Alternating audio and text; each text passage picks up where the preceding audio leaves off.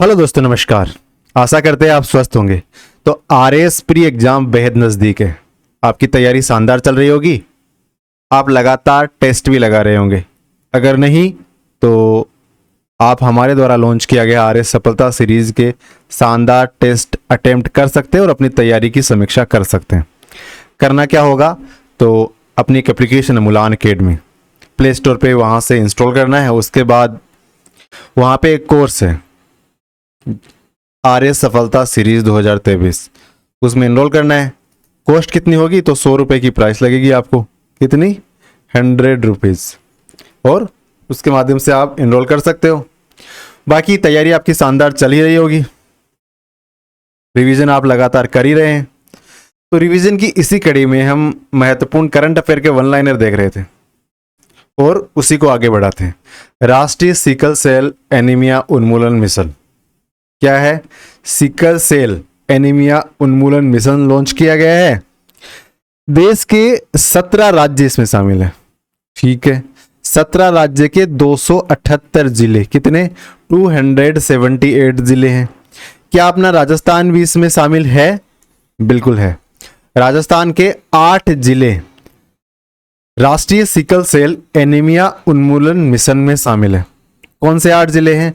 तो ये अपना प्यारा राजस्थान, और इसमें जो साउदर्न पार्ट के जो ज़िले हैं, जो आदिवासी बहुल ज़िले हैं, जिसमें देखो एक तो बांसवाड़ा हो गया, बांसवाड़ा के अलावा डूंगरपुर, प्रतापगढ़, उदयपुर, सिरोही, राजसमंद, चित्तौड़गढ़। तो कह सकते हैं जो साउथ वाले ज़िले हैं वो इसमें है, जो आदिवासी बहुल इलाके हैं राष्ट्रीय सिकल सेल एनीमिया उन्मूलन मिशन में शामिल किए गए हैं। देश के 17 राज्यों में मिशन शुरू किया गया है और टोटल 278 डिस्ट्रिक्ट को शामिल किया गया है, जिसमें से 8 डिस्ट्रिक्ट है ये अपने राजस्थान से है। श्याम सुंदर स्वामी कौन सा खेल खेलते हैं? तो श्याम सुंदर स्वामी का संबंध है तीरंदाजी से। कौन सा खेल खेलते हैं? तो ये तीरंदाज है। श्याम सुंदर स्वामी तीरंदाज है। एशियाई कबड्डी चैंपियनशिप संपन्न हुई और जीता किसने? तो ऑब्वियस सी बात है, भारतीय टीम ही जीतेगी। तो भारत ने जीता है एशियाई कबड्डी चैंपियनशिप। भारत ने इस खिताब को 8वीं बार जीता है। और उपविजेता कौन रहा? तो अपना प्यारा भारत इसमें उपविजेता रहा है। कहाँ ये प्रतियोगिता आयोजित की गई थी? तो दक्षिण कोरिया में एक शहर है बुसान, वहाँ पे एशियाई कबड्डी चैंपियनशिप आयोजित की गई थी।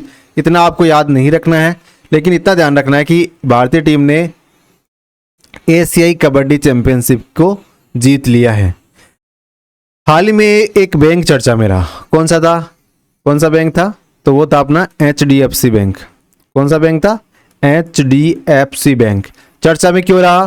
क्योंकि ये दुनिया का 4th लार्जेस्ट कॉमर्शियल बैंक बन गया है। अच्छा, अभी कैसे बना? क्योंकि अभी HDFC लिमिटेड और HDFC बैंक इनका मर्जर हो गया है।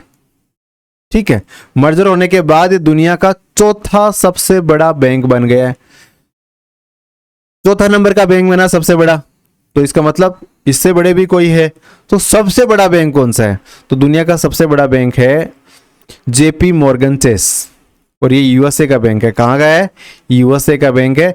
इसका नाम है JP मॉर्गन, जिसे शॉर्ट में हम कहते हैं JP मॉर्गन चेस। ये दुनिया का सबसे बड़ा बैंक है और इक्विटी मार्केट कैपिटलाइजेशन के आधार पे दुनिया का 4th लार्जेस्ट बैंक बन गया अपना HDFC बैंक। ठीक है। TiE women global pitch competition, इसका आयोजन किया गया। कहाँ पे किया गया? तो TiE women's global pitch competition का आयोजन किया गया अपने जयपुर में। कहाँ पे? जयपुर शहर में किया गया। टाई एक बहुत ही महत्वपूर्ण ऑर्गेनाइजेशन है राजस्थान के संदर्भ में, और इसकी अध्यक्षा कौन है? ये प्रश्न भी पूछा जा सकता है। तो सीनू झंवर है, डॉक्टर सीनू झंवर। क्या नाम है? सीनू झंवर। ये क्या है? ये टाई की अध्यक्षा है। ठीक है। एनर्जी ट्रांजैक्शन सूचकांक 2023 हाल ही में लॉन्च किया गया। सूचकांक का नाम क्या है? एनर्जी ट्रांजिशन सूचकांक 2023। अच्छा, ये एनर्जी ट्रांजिशन सूचकांक है, ये जारी करता कौन है? तो इसको जारी करता है world economic forum. World economic forum ये एनर्जी ट्रांजिशन सूचकांक जारी करता है। अच्छा, एनर्जी ट्रांजिशन सूचकांक 2023 में टॉप कौन सा देश रहा? किसने टॉप किया है? तो स्वीडन है, इसने टॉप किया है। किसने टॉप किया है? स्वीडन। अच्छा, भारत कौन सी रैंक पे रहा? तो अपना प्यारा भारत है वो इसमें 67 नंबर पे रहा। कितने नंबर पे? 67 नंबर पे रहा। पिछली बार भारत कितने नंबर पे था? तो पिछली बार भारत 74 नंबर पे था। इस बार 120 देशों में भारत 67वें नंबर पे रहा है। इसका मतलब एनर्जी ट्रांजिशन में भारत ने अपनी स्थिति में बेहतर किया है, सुधार किया है। अब इस जो इंडेक्स की जारी करता है वर्ल्ड इकोनॉमिक फोरम, इसकी स्थापना कब हुई? इसे भी याद रख लेते हैं। तो 1971 में, 1971 में जब भारत पाकिस्तान का वॉर हुआ था, बांग्लादेश का अस्तित्व आया था सामने उभर कर, उसी साल वर्ल्ड इकोनॉमिक फोरम की स्थापना हुई थी। 24 जनवरी 1971 को WEF की स्थापना हुई थी। मुख्यमंत्री साहब ने हाल ही में एक नई पहल की शुरुआत की है। कौन सी है नई पहल? मुख्यमंत्री साहब ने कहा कि जो बच्चे हैं, स्कूलों के जो बच्चे हैं, उनको अपने मौलिक कर्तव्यों का और संविधान की उद्देशिका का ज्ञान होना चाहिए, क्योंकि उसके माध्यम से वो एक तो अपने कर्तव्यों को समझेंगे, दूसरा संविधान के बारे में एक समझ विकसित करेंगे। तो प्रश्न ये बनता है कि कब वो इसका पाठ करेंगे, कब इसे पढ़ेंगे? तो गहलोत साहब ने एक कॉन्सेप्ट पहले से शुरू कर रखा है। क्या? उन्होंने कहा है कि शनिवार को कोई बैग लेके स्टूडेंट स्कूल नहीं जाएगा, यानी बिना बैग लिए जाएगा और वहां पे अदर एक्टिविटीज करेगा पढ़ाई से हटके। तो इसी में कहा गया है कि वो मौलिक कर्तव्यों का पाठ करेंगे और उद्देशिका का प्रवचन करेंगे प्रत्येक शनिवार को, जो कि 9 बैग डे होता है। राज्य की सभी स्कूलों के अंदर इसे किया जाएगा। सीएम साहब ने इसका स्पष्ट आदेश दिया है। सत्यव्रत रावत चुंडा, इनका पैनोरमा बन रहा है। तो चुंडा को तो आपको पता ही है, अपने पिता के लिए उन्होंने सिंहासन का त्याग कर दिया था और मोकल के लिए राजगद्दी को छोड़ दिया था। तो उनके नाम पे उनका एक पैनोरमा बन रहा है। कहाँ पे? पैनोरमा माने आदमकद प्रतिमा बन रही है, जिसमें सर से पैर तक का चित्र होता है। कहाँ पे बन रहा है रावत चुंडा का पैनोरमा? तो रावत चुंडा का पैनोरमा है वो चित्तौड़ में स्थापित किया जा रहा है। कहाँ पे? चित्तौड़ में स्थापित किया जा रहा है। अब रावत चुंडा के बारे में जैसा कि हमने बात की कि वो राणा लाखा के सबसे बड़े पुत्र थे और इन्हें कलयुग के भीष्म पितामह के नाम से भी जाना जाता है, क्योंकि जिस प्रकार अपने पिता के लिए भीष्म ने राजगद्दी का त्याग किया था, उसी प्रकार कलयुग में रावत चुंडा है, इन्होंने अपने पिता राणा लाखा के लिए इन्होंने राजगद्दी का त्याग किया। मॉडल ए क्या है? मॉडल ए, तो मॉडल ए बेहद ही शानदार कार है। और कितनी शानदार है? तो ये जमीन पे भी दौड़ सकती है और हवा में भी उड़ सकती है। गजब। और इस प्रकार से उड़ने का और दौड़ने का इन्होंने सर्टिफिकेट भी प्राप्त कर लिया है। और दौड़ने और उड़ने का सर्टिफिकेट प्राप्त करने वाली दुनिया की ये पहली कार है। अमेरिका की कार है, ऑब्वियसली बात है। ये एक बार के अंदर 322 किलोमीटर दौड़ेगी और उसके बाद 177 किलोमीटर उड़ सकती है। तो आप भी चाहते हो कि आप ये कार लेकर आओ अपने जीवन में कभी, तो इसके लिए आपको थोड़ी सी ज़्यादा मेहनत करनी पड़ेगी, शेयर मार्केट में इन्वेस्ट करना पड़ेगा, नया बिजनेस शुरू करना पड़ेगा, क्योंकि ये सरकारी नौकरी की सैलरी से तो आएगी नहीं। तो आप हो सकता है कि अपने माता पिता के सम्मान को बढ़ाने के लिए 1-2 साल सरकारी नौकरी करे, बाद में बिजनेस में अपने हाथ आजमाए, ताकि मॉडल ए जैसी कार आपके हाथों के नीचे हो, जिसकी स्टीयरिंग आपके हाथ में हो। आमेर जयपुर आइकॉनिक डेस्टिनेशन के रूप में विकसित किया जा रहा है। जो आमेर है अपना आमेर, इसे आइकॉनिक डेस्टिनेशन के रूप में विकसित किया जा रहा है। तो राजस्थान का कौन सा वो क्षेत्र है जिसे आइकॉनिक डेस्टिनेशन के रूप में विकसित किया जा रहा है? तो उसमें से एक आमेर भी है, और आमेर आपको पता ही है जयपुर में अवस्थित है। राज्य सरकार की सामाजिक सुरक्षा से जुड़ी योजनाओं को राष्ट्रीय स्तर के प्रतिष्ठित स्कॉच अवार्ड से सम्मानित किया गया है। यानी गहलोत सरकार ने बेहद ही शानदार योजनाएं लॉन्च की है और इसकी सराहना भी बनती है। तो राष्ट्रीय स्तर पे इनको पुरस्कार मिल रहे हैं इन योजनाओं के लिए। तो कौन कौन से पुरस्कार मिल रहे हैं? तो सामाजिक न्याय और अधिकारिता विभाग है ना, इनकी कुछ योजनाएं हैं, इनको डिजिटल सर्टिफिकेशन दिया गया, साथ ही साइटेशन दिया गया है। 3 योजना इन्होंने 3 बेहद ही शानदार योजनाएं लेके आए हैं। सामाजिक न्याय और अधिकारिता मंत्रालय, अधिकारिता विभाग, इसके लिए इनको डिजिटल सर्टिफिकेशन और साइटेशन दिया गया। गोल्ड अवार्ड दिया गया पालनहार योजना के लिए, जो इनकी पालनहार योजना है जिसमें जो अनाथ बच्चे हैं उनको उनके आगे बढ़ाने के लिए जो योजना चलाई गई है सामाजिक न्याय और अधिकारिता विभाग के द्वारा, इसके लिए गोल्ड अवार्ड मिला है। इसके अलावा सिल्वर अवार्ड मिला है किसके लिए? उत्तर मैट्रिक छात्रवृत्ति स्कीम के लिए और मुख्यमंत्री कन्यादान योजना के लिए। जो मुख्यमंत्री कन्यादान योजना है जिसमें 21,000 से लेके 51,000 रुपए तक की राशि मुख्यमंत्री कन्यादान योजना के तहत जिस भी कैटेगरी के पात्र है, 10वीं पास करी है, ग्रेजुएशन किया है, उस हिसाब से ये राशि बढ़ती घटती है। तो ये प्राप्त इस योजना को क्या मिला है? सिल्वर अवार्ड मिला है। इसके साथ उत्तर मैट्रिक छात्रवृत्ति को भी सिल्वर अवार्ड मिला है। लेकिन जो हमारी पालनहार योजना है इसके लिए इनको गोल्ड अवार्ड मिला है। किसे? सामाजिक न्याय और अधिकारिता विभाग को। ट्रेवल एंड लीजर, ये विश्व की सबसे बेस्ट सिटीज को आइडेंटिफाई करते हैं ट्रेवलिंग करने के लिए, और इनकी पसंदीदा सिटी में दुनिया में दूसरे नंबर पर है अपना उदयपुर। कौन सा? उदयपुर है ना, इसको दुनिया में दूसरी सबसे बेस्ट सिटी माना है ट्रेवल एंड लीजर ने। ठीक है, इसका मतलब पहला किसे माना है? तो ओहाका। ओहाका सिटी है जो मैक्सिको में है। कहां पे है? मैक्सिको में है। इसे दुनिया की सबसे बेहतरीन सिटी माना है और दूसरे नंबर पर अपना उदयपुर आता है। यानी पूरे दुनिया के नक्शे पर सबसे टॉप की सिटी उदयपुर है अपना। क्या भारत का कोई दूसरा शहर भी इसमें समाहित है? हाँ, वो है मुंबई। मुंबई को इन्होंने 10वां स्थान दिया है। कौन सा स्थान दिया है? मुंबई को 10th नंबर दिया इन्होंने, 10वां स्थान दिया। World investment report, world investment report ये जारी कौन करता है? तो वर्ल्ड इन्वेस्टमेंट रिपोर्ट को जारी किया जाता है संयुक्त राष्ट्र सम्मेलन के द्वारा। और प्रत्यक्ष विदेशी निवेश की राशि 662 बिलियन अमेरिकी डॉलर रिसीव हुई है। इसके तहत ये माना गया है कि एफडीआई कितनी आई है? 662 बिलियन अमेरिकी डॉलर की FDI all over the world I है। ये वर्ल्ड इन्वेस्टमेंट रिपोर्ट की रिपोर्ट में कहा गया है। एशियाई ओलंपिक परिषद का नया अध्यक्ष किसे बनाया गया है? एशियाई ओलंपिक परिषद। और इसका नया अध्यक्ष किसे नियुक्त किया गया है? ये कुवैत के शेख है, इनका नाम है शेख तलाल फहद अल अहमद अल सबा। क्या नाम है? एक बार आराम से देखते हैं ताकि याद हो जाए। शेख तलाल फहद, तलाल फहद अल अहमद, ये एक ही बंदा का नाम है, अल सबा। इनको क्या नियुक्त किया गया है? तो शेख तलाल फहद अल अहमद अल सबा को एशियाई ओलंपिक परिषद का नया अध्यक्ष नियुक्त किया गया है। ठीक है, क्या नाम है? तो शेख तलाल फहद, इतना कम से कम याद रखो। बाकी अल अहमद अल सबा याद रख सको तो यह भी रख लो, बाकी तलाल फहद तो आपको याद रखना ही रखना है।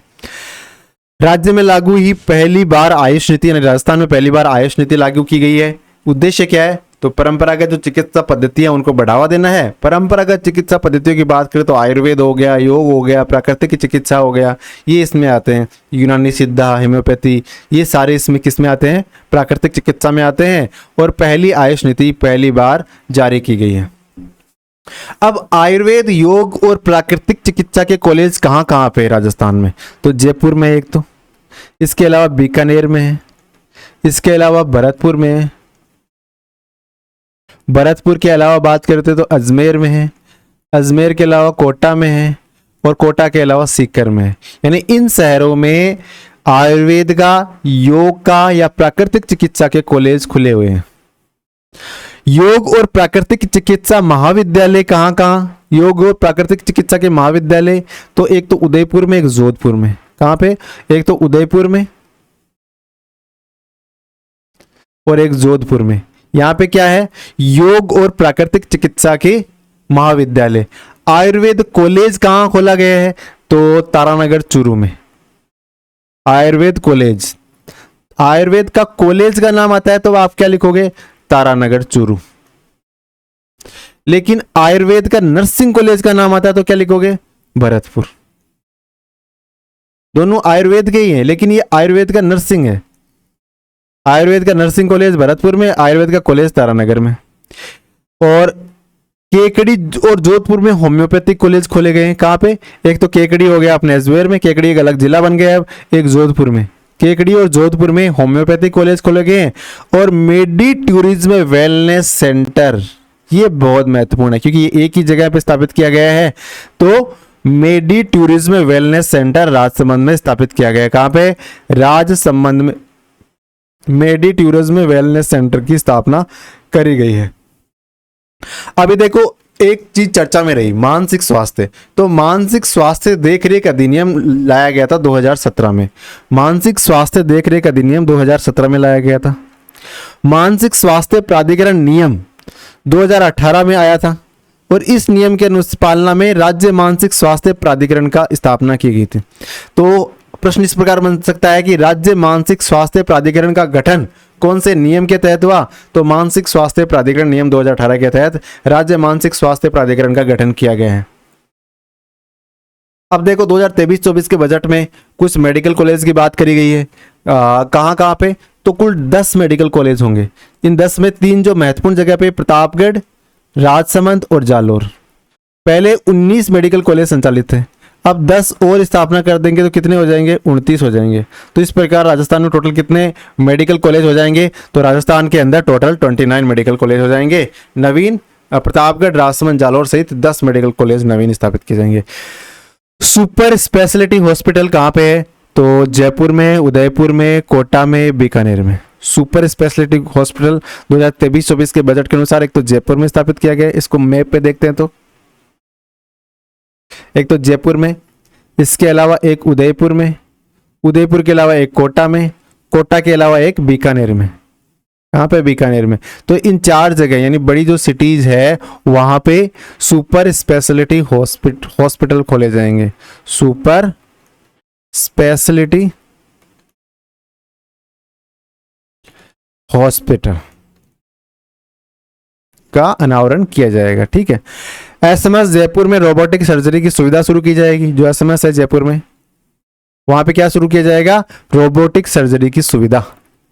और इसके साथ ही centre of excellence in the field of hormone and metabolic disorder स्थापित किया जाएगा। ये भी कहां पे किया जाएगा? जो एक्सीलेंस सेंटर है किसका? हार्मोन और मेटाबॉलिक डिसऑर्डर का, वो भी एसएमएस जयपुर में स्थापित किया जाएगा। कहां पे? एसएमएस जयपुर में ही एक्सीलेंस सेंटर स्थापित किया जाएगा। किस चीज का? हार्मोन और मेटाबॉलिक डिसऑर्डर के फील्ड का बेहतरीन रिसर्च करने के लिए। देश का पहला एलिवेटेड टैक्सीवे कहाँ स्थापित किया जा रहा है? तो देश का पहला एलिवेटेड टैक्सीवे, एलिवेटेड टैक्सीवे कहाँ स्थापित किया जा रहा है? तो दिल्ली का जो इंदिरा गांधी अंतर्राष्ट्रीय एयरपोर्ट है वहां पे। इसमें क्या होगा? नीचे तो टैक्सियां चलेगी और ऊपर से हवाई जहाज उड़ेंगे। तो इस प्रकार का ये कॉन्सेप्ट शुरू करने वाला पहला, देश का इस प्रकार का पहला टैक्सी वे होगा जो इंदिरा गांधी अंतर्राष्ट्रीय हवाई अड्डा दिल्ली में संचालित किया जाएगा, शुरू किया जाएगा। नशीली दवाओं के दुरुपयोग और अवैध तस्करी के खिलाफ अंतर्राष्ट्रीय दिवस कब मनाया जाता है? यानी जो नशीली दवाएं हैं उनका दुरुपयोग रोकना और उनकी अवैध तस्करी को रोकना, इसके लिए एक दिवस मनाया जाता है। ये 26 जून को मनाया जा रहा है। कब? जून के महीने में 26 जून को यह दिवस मनाया जाता है। थीम क्या रखी इस बार? People first. क्या रखी? People first.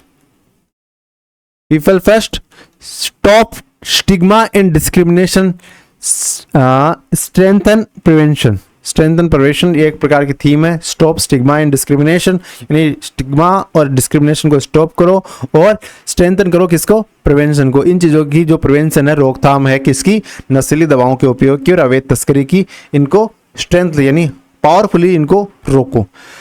स्वास्थ्य का अधिकार लाने वाला देश का पहला राज्य कौन सा है? तो स्वास्थ्य का अधिकार लाने वाला देश का पहला राज्य अपना प्यारा राजस्थान। किस प्रकार से? तो गहलोत सरकार ने इस मामले में बेहद ही शानदार कार्य किया है। देश राजस्थान राज्य ना, उसकी 88% जनता के पास बीमा कवर है, स्वास्थ्य बीमा कवर है। 88% जनता के पास। इसमें 1-2 लाख का बीमा नहीं है, 25 लाख का स्वास्थ्य बीमा है। 25 लाख का। मुख्यमंत्री चिरंजीवी स्वास्थ्य बीमा योजना नाम सुन रखा है ना आपने? उसके माध्यम से इसे कवर किया गया है। राजस्थान के 1,40,00,000 परिवार, या ये भी लगातार संख्या बढ़ रही है, 140 लाख परिवार है वो इसमें जुड़े गए हैं, जिनमें से 1,26,00,000 परिवार है, उनको ये सुविधा निशुल्क है। और बाकी जो बच्चे हैं ना, उनको सिर्फ 850 रुपए कुछ फीस होगी, शायद नॉमिनल चीज कॉस्ट पे दिया जा रहा है। और 45 लाख से अधिक मरीजों का कैशलेस इलाज इसके माध्यम से किया जा रहा है। योजना में वर्तमान में 874 राजकीय अस्पताल और 849 निजी अस्पताल इसमें संबंध किए गए हैं। इतने अस्पतालों से 800 राजकीय अस्पताल में तो किया जा रही है, इसके अलावा 849 जो निजी अस्पताल है उनके साथ भी कैशलेस सुविधा प्रदान की गई है।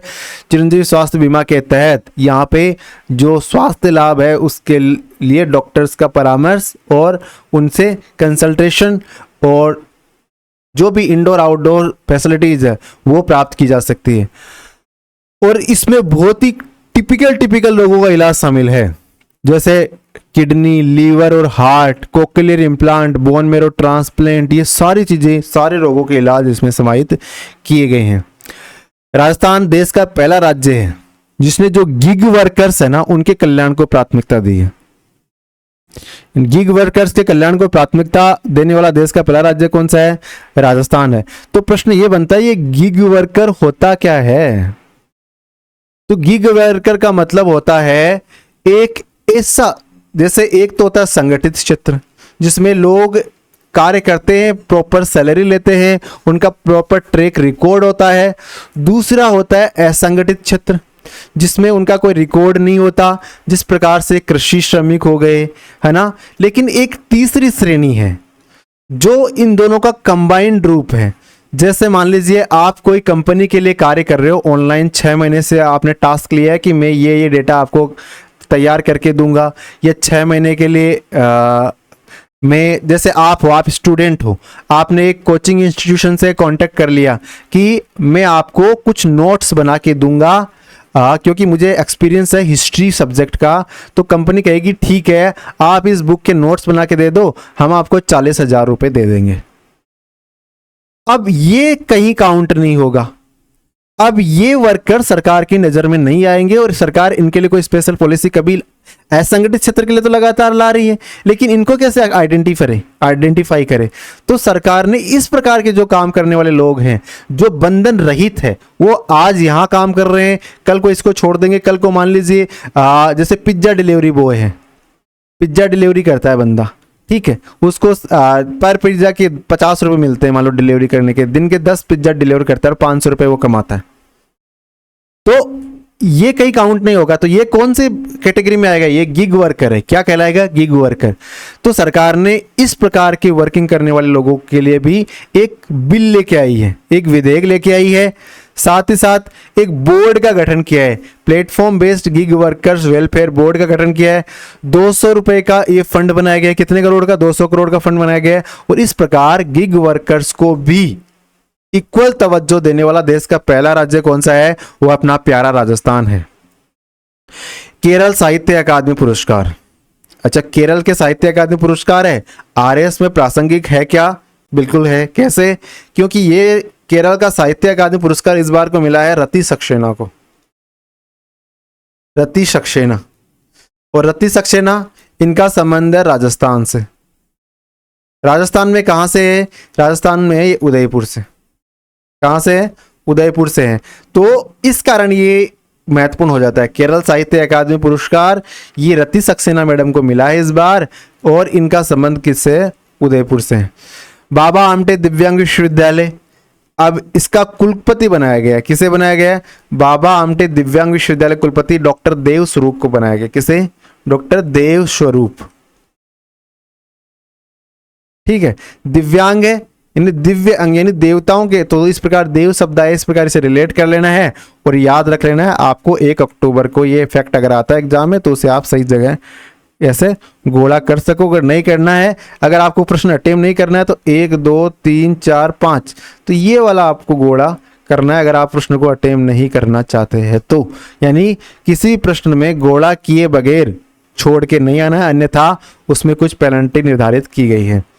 राजस्थान की दूसरी वंदे भारत ट्रेन कहां से कहां को चलेगी? तो राजस्थान की दूसरी वंदे भारत ट्रेन है वो कहां से कहां तक चलेगी?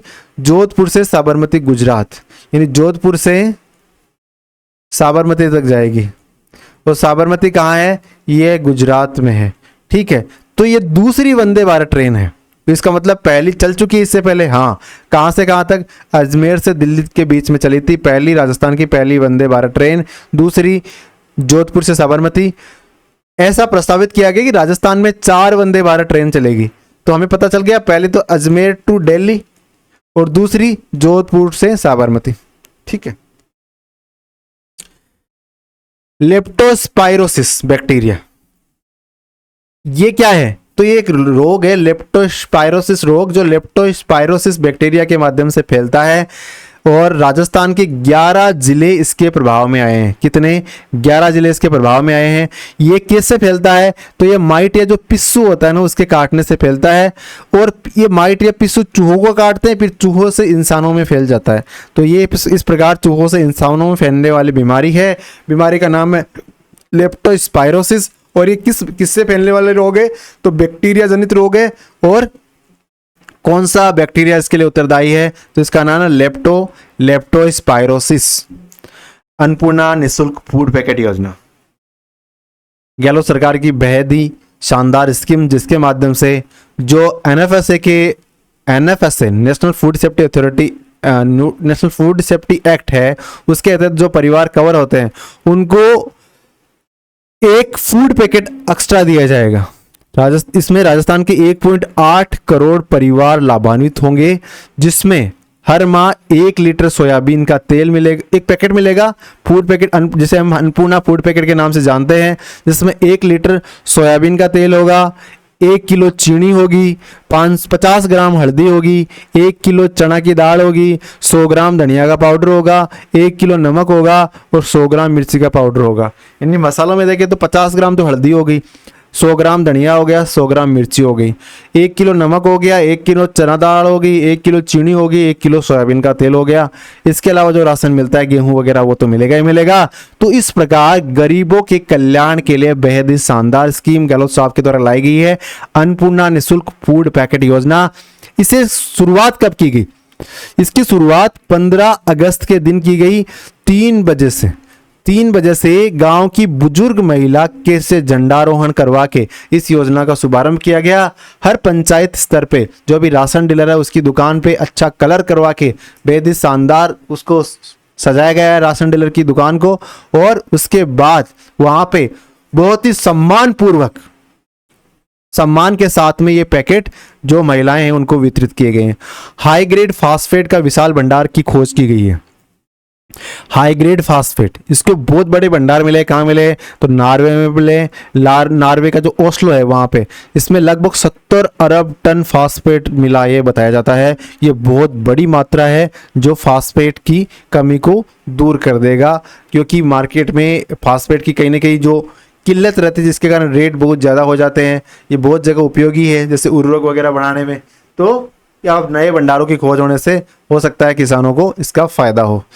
देवीपुरा बालाजी धाम, कहाँ पे देवीपुरा बालाजी धाम, तो अगर आप कभी सीकर शहर आए हो तो जो आपने अगर सीकर शहर में जो बस डिपो है, बस डिपो के पास में एक बालाजी का धाम बना हुआ बहुत ही शानदार, और ये 450 वर्ष पुराना है, जिसे हम देवीपुरा बालाजी धाम के नाम से जानते हैं। देवीपुरा बालाजी धाम, और इसकी विशेषता क्या है, ये 450 वर्ष पुराना है। कितना प्राचीन है, 450 वर्ष प्राचीन है। तटीय इलाकों में बनेंगे 4 क्रूज सर्किट। जो हमारे तटीय इलाके हैं वहां पे 4 क्रूज सर्किट बनेंगे। तो इसका जो मॉडल ड्राफ्ट कहाँ बनेगा, कौन सा बनेगा, तो कोच्चिन पोर्ट है उससे मॉडल बनाया गया है। बाकी 4 जगह 4 क्रूज सर्किट इसमें बनाए जाएंगे। अब देखो, भारत के तटरेखा की लंबाई कितनी है, लगभग 7500 किलोमीटर है, 7516 किलोमीटर होगी शायद ये। और इसमें पूरे भारतवर्ष के गुजरात से लेके पश्चिम बंगाल तक 9 तो राज्य और 2 केंद्र शासित प्रदेश और 2 द्वीप समूह से ये जो 4 क्रूज सर्किट है ये गुजरेंगे। ठीक है। इंदिरा गांधी नहर परियोजना, इसका उद्घाटन 1958 में किया गया।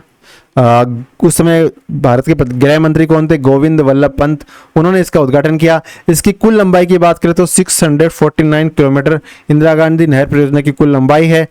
इसमें 204 किलोमीटर तो क्या है, राजस्थान फीडर, हरिके बेराज से मस्जिदा वाली हेड तक, ठीक है।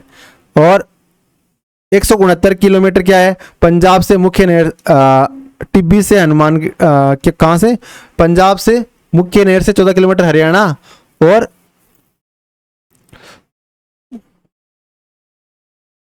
169 किलोमीटर तो इसमें पंजाब में हो गया, सॉरी। इसके अलावा 14 किलोमीटर हरियाणा में हो गया, और उसके बाद में 21 किलोमीटर बच गया, वो कहाँ पे हो गया, अपने राजस्थान में हो गया। तो इस प्रकार मिला के कितनी होगी, ये 204 किलोमीटर हो गई, जो राजस्थान फीडर के नाम से जानी जाती है। इसका उद्देश्य राजस्थान के 10 जिलों को पेयजल उपलब्ध करवाना है, 16.17 लाख हेक्टेयर भूमि को सिंचाई के लिए साधन उपलब्ध करवाना है। 10 जिले को पेयजल उपलब्ध करवाना, 16.17 लाख हेक्टेयर भूमि को सिंचाई की सुविधा उपलब्ध करवाना इंदिरा गांधी नहर परियोजना की विशेषता है। इसके अलावा उद्घाटन 31 मार्च 1958 को किया गया। मार्च के महीने का अंतिम दिन, यानी वित्तीय वर्ष का जो अंतिम दिन होता है, वो इंदिरा गांधी नहर परियोजना की शुरुआत उस समय की गई थी। Indo French working group, Indo French working group, हाँ मतलब इंडो और फ्रेंच ने वर्किंग ग्रुप बनाया है। उद्देश्य क्या है, गगनयान, क्योंकि भारत जल्द ही मिशन गगनयान को लॉन्च करेगा। उसका उद्देश्य है कि अंतरिक्ष में मानव मिशन भेजे। तो एक एजेंसी है फ्रांस की, उसका नाम है national centre for space studies, जो फ्रांस की एजेंसी है, और भारतीय एजेंसी इसरो, इन्होंने आपस में कोलैबोरेशन किया है ताकि गगनयान को भेजने में ये हमारी मदद करें। लोक देवता वीर तेजाजी का शोध केंद्र स्थापित किया गया है। तेजाजी महाराज है, उनके नाम पे शोध केंद्र की स्थापना की गई है, कहाँ पे, जोधपुर में। और इसमें डिप्लोमा भी करवाया जाएगा, डिग्री भी एक साल के लिए, 2 साल के लिए और 6 माह के लिए डिप्लोमा इसमें उपलब्ध होंगे, ठीक है। तो डिप्लोमा, सर्टिफिकेट और डिग्री कोर्स इसमें करवाए जाएंगे वीर तेजाजी शोध केंद्र में। जो स्थापित कहाँ किया गया, ये आपको ध्यान रखना है कि वीर तेजाजी शोध केंद्र की स्थापना कहाँ की गई है। ये महत्वपूर्ण हो जाता है जोधपुर में, क्योंकि तेजाजी महाराज राजस्थान के बहुत बड़े देवता हैं। इंडियन इंस्टीट्यूट ऑफ टेक्नोलॉजी, इन्होंने भारत के बाहर विदेशी धरती पर पहला आईआईटी कैंपस खोला है। तो पहले तो कौन सा किस आईआईटी ने खोला, तो आईआईटी चेन्नई ने खोला है। और कहाँ पे खोला है, तो तंजानिया जो कंट्री है, उसका जो जांजिबार नाम की जगह है, वहाँ पे खोला है। ये एक अफ्रीकन कंट्री है जहाँ पे आईआईटी मद्रास ने अपना एक कैंपस अलग से खोला है, तंजानिया के जांजिबार में। लुसाने डायमंड लीग 2023 जीता कौन, तो एक ही व्यक्ति है जो अभी जेवलिन में जीत रहा लगातार, वो है अपने नीरज चोपड़ा। कौन है, नीरज चोपड़ा भाई। देश का नाम हर जगह ऊंचा कर रहे हैं। लुसाने डायमंड लीग 2023 इन्होंने जीत ली है। जीतने के लिए इन्होंने 87.66 मीटर भाला फेंका है, ठीक है। इसका आयोजन तो लुसाने कहाँ पड़ता है, लुसाने स्विट्जरलैंड में है।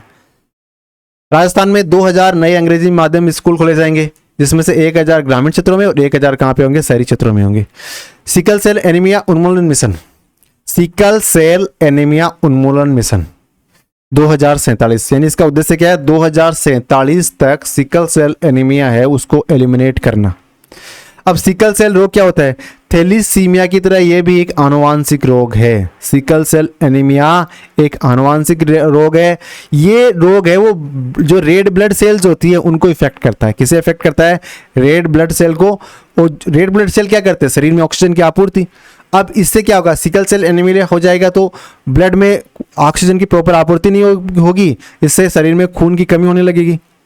तो इसका मतलब इलाज कैसे हो सकता है, तो बोन मेरो या स्टेम सेल प्रत्यायोजन के माध्यम से, बोन मेरो ट्रांसप्लांट या स्टेम सेल ट्रांसप्लांट के माध्यम से इसका इलाज संभावित है। और पूरे 17 राज्य और 7 करोड़ लोग, यानी भारत में लगभग 121 करोड़ लोग हैं, उसमें से 7 करोड़ लोग इस सिकल सेल एनीमिया से प्रभावित है और 17 स्टेट मोटे तौर पर इससे प्रभावित है। और हमारा उद्देश्य क्या है, 2047 तक इस सिकल सेल एनीमिया को एलिमिनेट करना। और संघाई सहयोग संगठन का एकमात्र ऐसा देश जिसने चीन के वेस्ट एंड रोड परियोजना का समर्थन करने से इनकार कर दिया है। वेस्ट एंड रोड परियोजना इसका समर्थन नहीं किया, कौन सा देश है, तो भारत ने कहा कि नहीं, हम चाइना के वेस्ट एंड रोड इनिशिएटिव का सहयोग नहीं करेंगे।